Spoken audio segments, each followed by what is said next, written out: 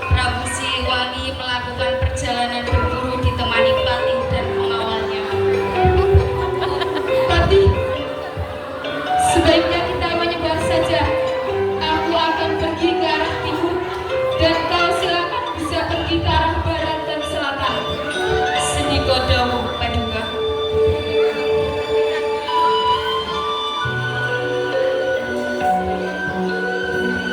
Saking asiknya menikmati berburu, raja pun hilang arah karena terlalu dalam memasuki hutan, sehingga tersesat dan terpisah dengan Patih dan pengawalnya. Patih, Patih, pengawal, kalian di mana? Setelah berputar-putar untuk menemukan jalan keluar, raja pun akhirnya kelelahan dan beristirahat sejenak. Tiba-tiba, raja pun bertemu dengan seorang perempuan berparas cantik jelita menampakkan diri di hadapan Prabu Siliwangi. Mata baginda raja pun berbinar penuh harap, menanti bantuan yang akan datang.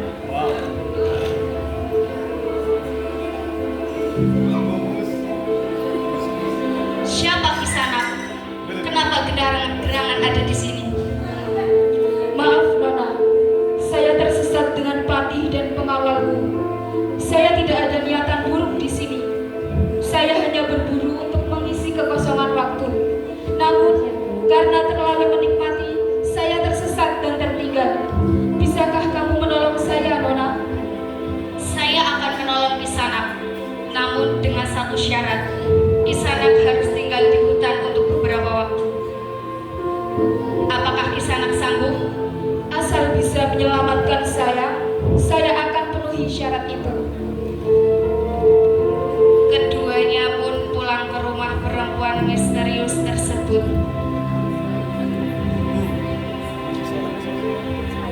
Yang tak disangka terlihat megah bak sebuah istana. Namun saat ditanya tentang asal-usulnya, perempuan tersebut menolak untuk menjawabnya.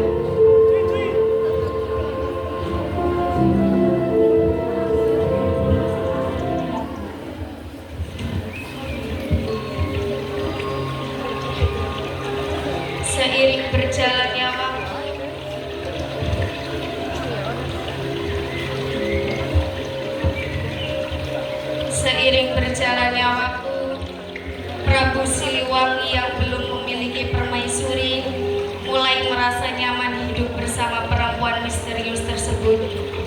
Bahkan perlahan ia mulai jatuh hati dan berniat untuk menikahinya.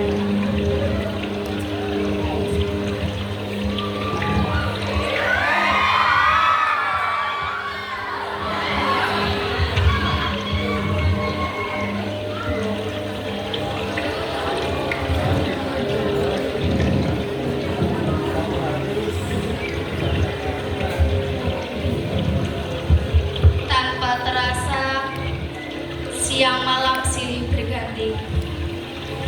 Prabu Siliwangi akhirnya tinggal lebih lama dari yang direncanakan. Raja pun teringat bahwa ia terlalu lama meninggalkan rakyatnya. Raja Siliwangi pun meminta izin kepada sang istri untuk kembali ke kerajaannya. Dinda, bolehkah Kanda pergi ke istana? Rasanya Kanda sudah lama meninggalkan istana. Baiklah Kanda, namun pintaku hanya satu. Kanda jangan lama-lama meninggalkanku di sini. Kamu tenang saja, Dinda. Kakanda tidak mungkin membiarkan dirimu sendirian di istana ini. Pergiku tidak akan lama. Setelah memeriksa keadaan istana sudah baik-baik saja, Kanda akan langsung kembali menemuimu. Terima kasih Kanda. Hati-hati di jalan. Nanti akan kuutus prajurit untuk mengantarmu. Jaga dirimu baik-baik, Dinda.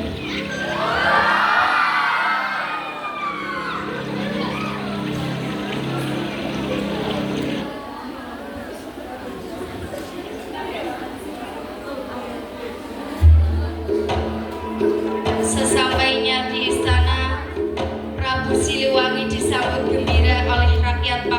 Pajajaran yang selama ini mereka mengira bahwa sang pemimpin telah lama meninggal. Prabu Siliwangi kembali menjalankan tugasnya sebagai raja seperti biasanya. Karena tugas yang sangat banyak menjadikan raja hampir lupa akan istrinya. Namun setelah kerajaan membaik, raja pun kembali menemui sang ratu setelah berbulan-bulan lamanya ditinggalkan.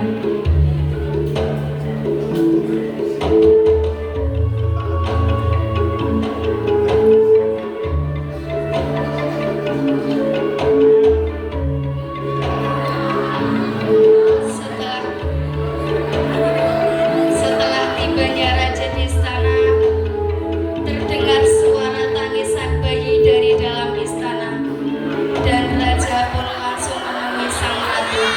Dinda, bayi siapa yang kau timang? Ini bayi kita, Kanda, anakku. Benarkah, Dinda? Terima kasih, Dinda. Terima kasih sudah berjuang untuk anak kita. Siapa nama anak kita, Dinda? Aku belum sempat menamainya, Kanda. Barangkali Kakanda ada nama untuk anak kita. Bagaimana kalau namanya Dewi Kadita? Nama yang sungguh cantik, Kanda. Dinda sangat setuju.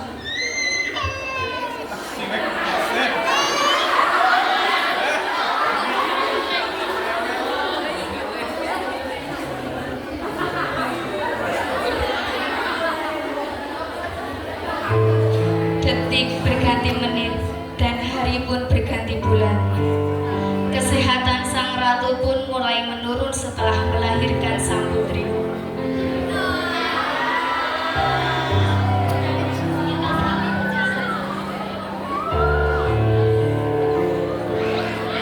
Kanda, rasanya aku semakin kesini tubuhku semakin lemah. Kanda, aku ini sebenarnya seorang siluman, dan seandainya aku tidak ada, kau harus membesarkan putri kita agar menjadi manusia seutuhnya. Rawatlah putri kita dengan penuh kasih sayang, agar dia tumbuh menjadi seorang putri yang memiliki hati yang bersih. Dinda, bangun, Dinda. Jangan tinggalkan aku. Aku masih membutuhkanmu. Aku tidak bisa hidup tanpamu, Dinda. Aku sudah memaafkanmu, Dinda. Dan aku berjanji akan merawat putri kita dengan penuh kasih sayang. Sang raja pun kembali ke kerajaannya dan membawa sang putri. Sang putri pun tumbuh menjadi seorang gadis yang berparas cantik serta memiliki hati yang baik.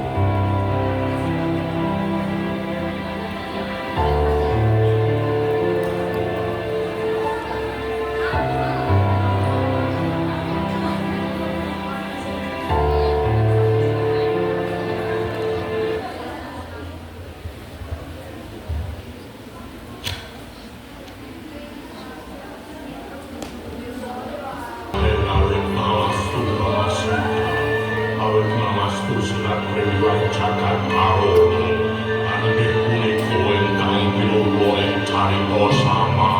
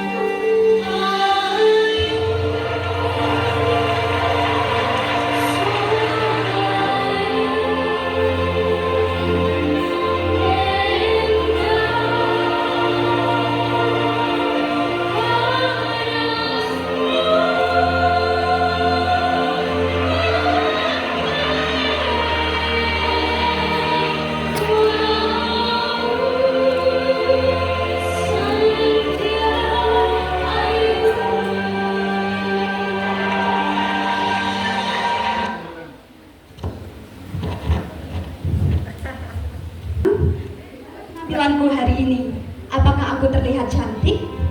Tentu saja Tuan Putri.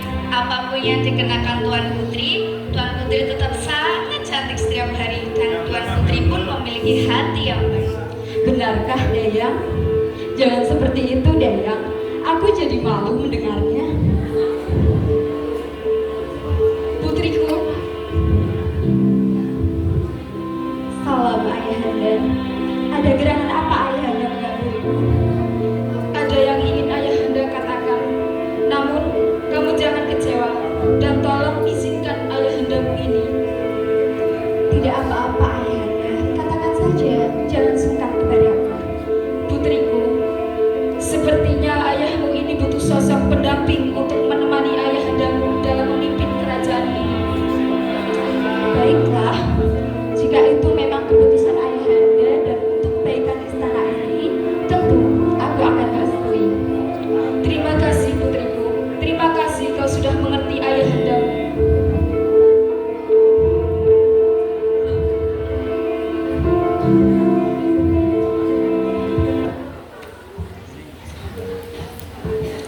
Pernikahan pun berlangsung.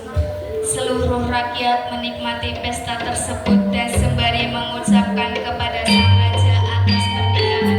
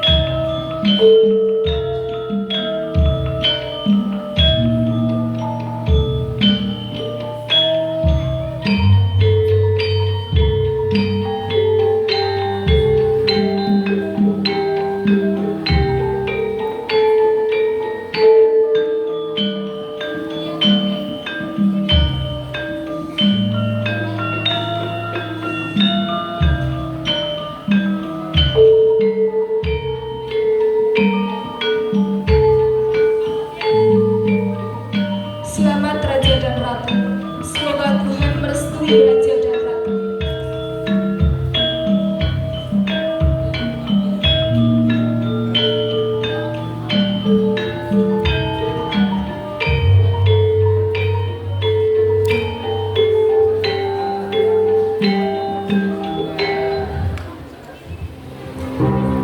Di awal pernikahan, Selir pun sangat baik dengan Putri Kadita. Namun, lama-kelamaan sang Selir memunculkan sifat aslinya dan merasa bahwa sang raja lebih sayang dengan Putri Kadita. Kecemburuan itu pun semakin besar ketika lahirnya putra kedua dari sang Selir. Kecemburuan itu pun membuat sang ratu berniat untuk menyingkirkan Putri Kadita. Dayang, Dayang, cepatlah kemari. Sebelah saya, Dewi. Ada apa Dewi memanggil saya kemari? Dok, aku sedang dilanda masalah. Baginda Raja tidak berkenan mendaulat putraku sebagai putra mahkota kerajaan ini. Dia malah lebih memilih Kadita yang merupakan seorang perempuan ketimbang anaknya yang lanang. Moyo sabar, Dewi Ayu. Baginda Raja memang begitu. Susah diubah menurut saya. Mungkin hanya malapetaka yang dapat menghentikan kehendaknya itu. Hah? Malapetaka apanya? Aku bakal bersujud 100 kali, Mbok, jika ada satu saja malapetaka yang dapat menghentikan keputusan raja. Hah, mengobrol saja tidak dapat menjadikan putraku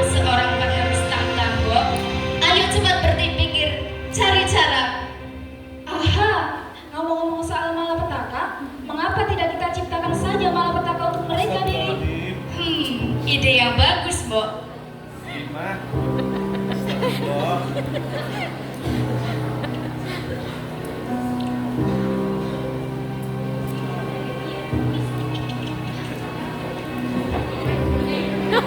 Tak lama kemudian, datanglah selir menuju rumah dukun yang ditunjukkan oleh Dayang.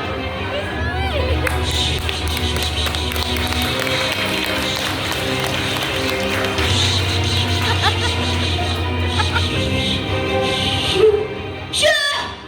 Ada apa, Duk? Apa yang terjadi? Putri Kadita, dia dilindungi oleh putusan doa Paduka Raja dan mendiam bayi duta permaisuri. Apa susahnya? Tambah saja dosisnya. Wah, baiklah, jika memang begitu permintaanmu. Baiklah kalau begitu, persiapkan rencana ini dengan baik dan jangan sampai gagal. Percayakan semuanya padaku. Wah, Di balik kerudungnya, selir pun bergegas meninggalkan kediaman sang dukun menuju istana dan menunggu hasil kerja dari dukun.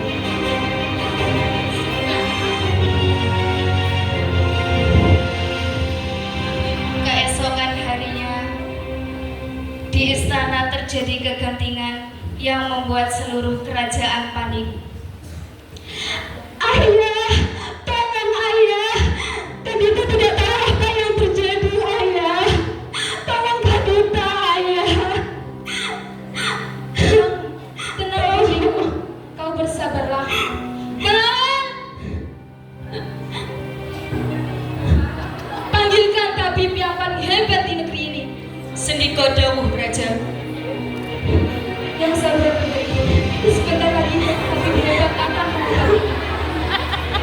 Tak lama kemudian, tabib pun datang untuk mengobati Putri Kadita. Namun, kekuatan hitam itu sangat kuat menyebabkan tabib itu tak mampu untuk melawan ilmu hitam itu.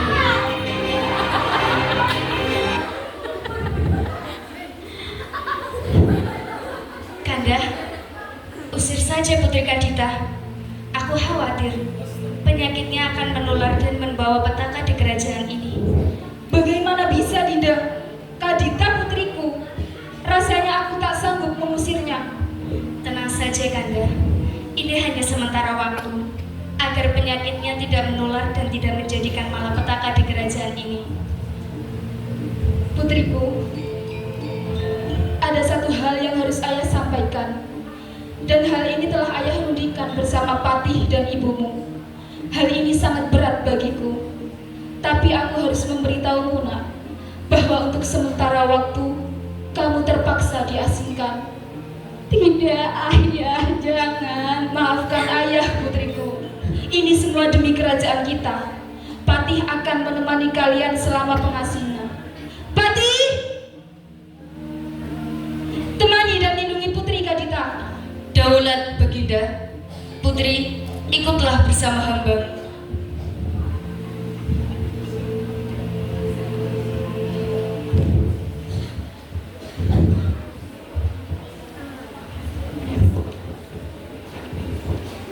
Setelah beberapa hari, Patih pun memberikan kabar kepada Putri Kadita tentang pengangkatan putra mahkota dari anak sang selir.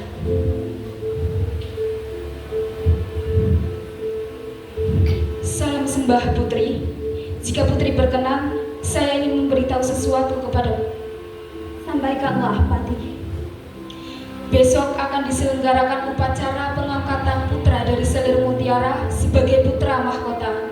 Sebelum Putri sembuh, ialah yang akan memegang tahta. Apa? Ini tidak boleh terjadi. Ini tidak adil. Putri!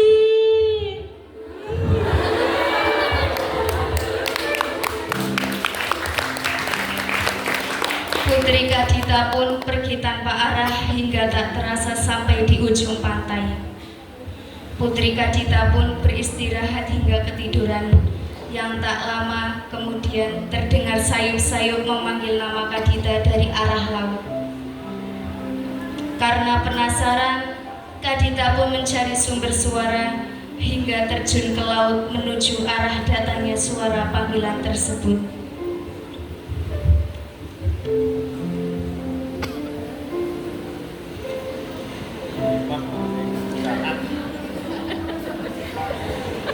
terasa, Kadita pun terbawa arus sampai ke dasar laut, yaitu istana Ratu Pantai Selatan. Telur.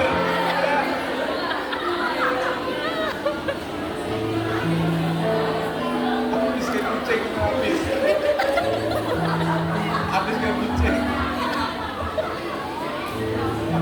Selamat datang di kerajaanku, Kadita. Siapa dirimu? Aku tahu semua asal-usulmu hingga kau datang ke pantai selatan ini. Apa yang telah kau lakukan padaku? Aku adalah Ratu Pantai Selatan, penguasa wilayah pantai selatan ini. Sembah hamba Paduka Ratu. Hamba sungguh tidak bermaksud. Sudahlah, tidak usah kau pikirkan. Sekarang, masuklah dan bersihkan dirimu.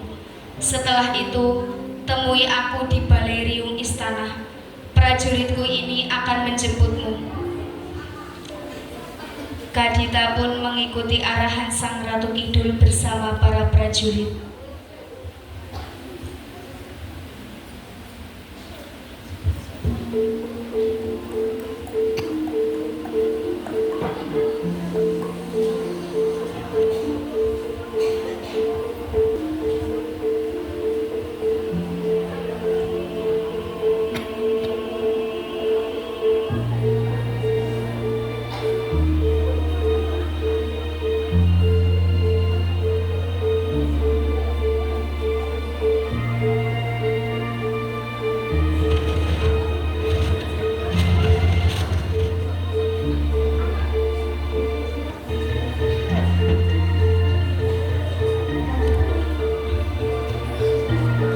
Ratu Pantai Selatan melakukan prosesi penobatan Kadita menjadi penerus Ratu Pantai Selatan. Ratu pun menyematkan mahkota kepada Kadita sebagai simbolis pengalihan kekuasaan.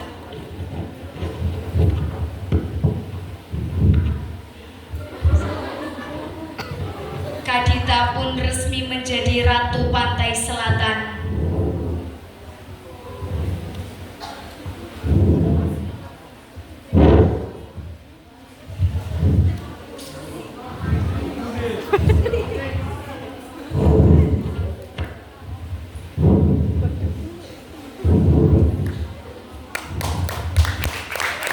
Putri Kadita menika kumpul dados kembali seperti semula.